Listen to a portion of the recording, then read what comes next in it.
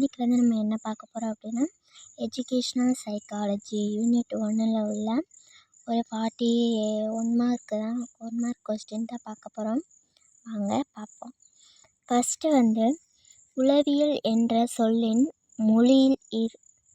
உளவியல் என்ற சொல் வந்து எந்த மொழியிலிருந்து வந்தது அப்படின்னு கேட்டிருக்காங்க. அது வந்து கிரேக்க சொல்ல இருந்து தான் வந்துச்சு. அதே மாதிரி 2வது கொஸ்டின் வந்து சைக்கி என்ற சொல்லோட பொருள் என்ன அப்படின்னு கேட்டிருக்காங்க. சைக்கி அப்படின்னா மனம், லோக்கஸ் அப்படின்னா அறிவு. அடுத்து சைக்காலஜி என்ற சொல்லை முதலில் பயன்படுத்தியவர் யார் அப்படின்னா ரூடோல்ஃப் ஹோக்லேனியஸ் அப்படிங்கிறவர் தான் ஃபஸ்ட்டு சைக்காலஜியோட வேர்டை வந்து பயன்படுத்தியிருக்காரு. அடுத்து என்ன அப்படின்னா உளவியலின் தந்தை யார் அப்படின்னு சொல்லியிருக்காங்க. அது வந்து வில்லியம் ஓண்ட். அடுத்து கல்வி உளவியலின் தந்தை யார் அப்படின்னா தோர்ண்டைக். கல்வி உளவியல் வந்து எதை பற்றிய ஆய்வு கல்வி உளவியல் அப்படின்னாலே கற்பித்தல் மற்றும் கற்றல், அதை பற்றி தான் ஆய்வு செய்கிறது தான் கல்வி உளவியல். அடுத்து உளவியலின் நோக்கம் என்ன அப்படின்னா உளவியலோட நோக்கம் வந்து மனித நடத்தையை வந்து ஆராய்தல். அடுத்த கொஸ்டின் என்ன அப்படின்னா உளவியல் வந்து எத்தனை கிளைகளாக பிரிக்கப்பட்டிருக்கு அப்படின்னு கேட்டிருக்காங்க. அடுத்து வந்து 2.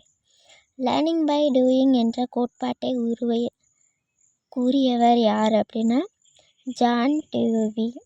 அடுத்து 11th question trial and error கோட்பாட்டை கூறியவர் யார் அப்படின்னா அதுவும் தோர்ண்டைக் தான். இன்சைட் லேர்னிங் கோட்பாட்டை கூறியவர் அப்படின்னா கோலார்.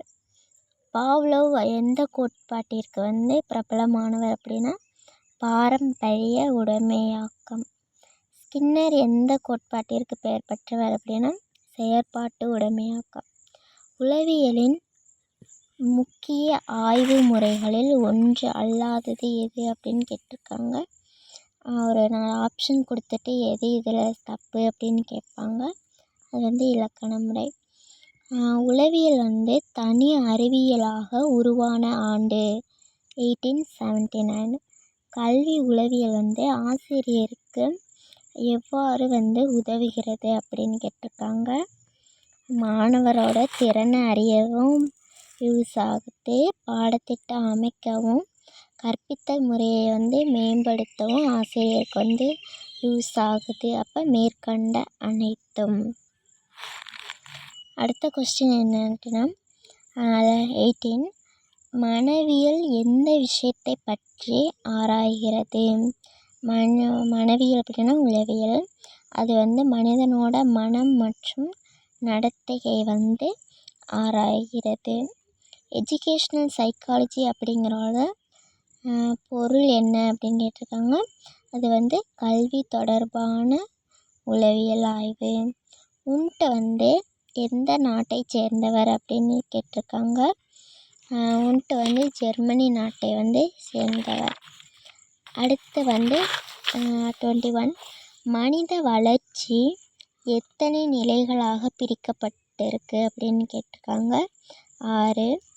வளர்ச்சி நிலைகள் வந்து என்னென்ன அப்படின்னா கருவுறுதல் நிலை, பிஞ்சு குழந்தை நிலை, குழந்தை பருவம், இளமை பருவம், பெரியோர் பருவம், முதிய பருவம். பிஞ்சு குழந்தை நிலை அப்படின்னா பிறந்ததுலேருந்து 2 வயசு இருக்க வர.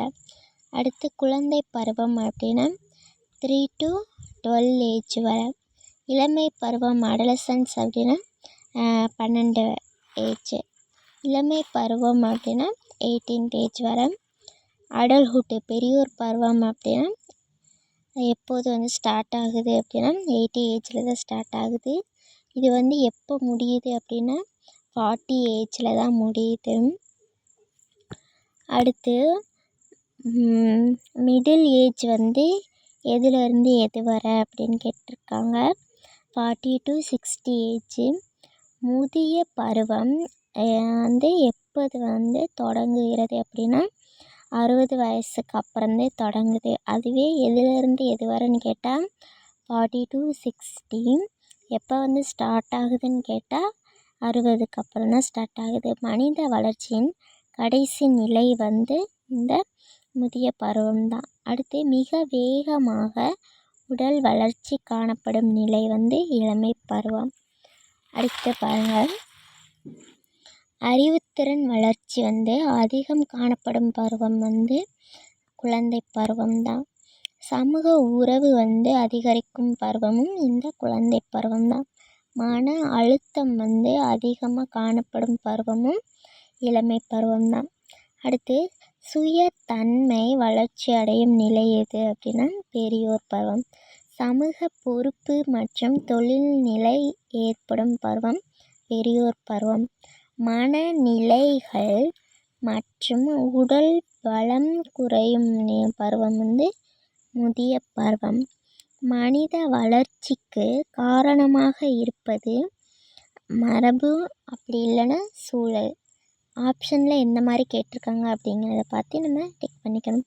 அதுக்கப்புறம் பிறந்த குழந்தையோட சராசரி உயரம் என்ன அப்படின்னா 50 சென்டிமீட்டர். இன்னொன்று கொஸ்டின் கேட்கலாம், பிறந்த குழந்தையோட வெயிட் வந்து எவ்வளோ இருக்கும் அப்படின்னு கேட்டாங்க அப்படின்னா 2 3 kg வரை இருக்கும். அவ்வளோதான். ஓகே, நம்ம வீடியோ வந்து பிடிச்சிருந்துச்சு அப்படின்னா மறக்காமல் லைக் பண்ணுங்கள், ஷேர் பண்ணுங்கள், கமெண்ட் பண்ணுங்கள். அடுத்து ஒரு 1 மார்க் கொஸ்டினோட உங்களை வந்து சந்திக்கிறேன். பாய்.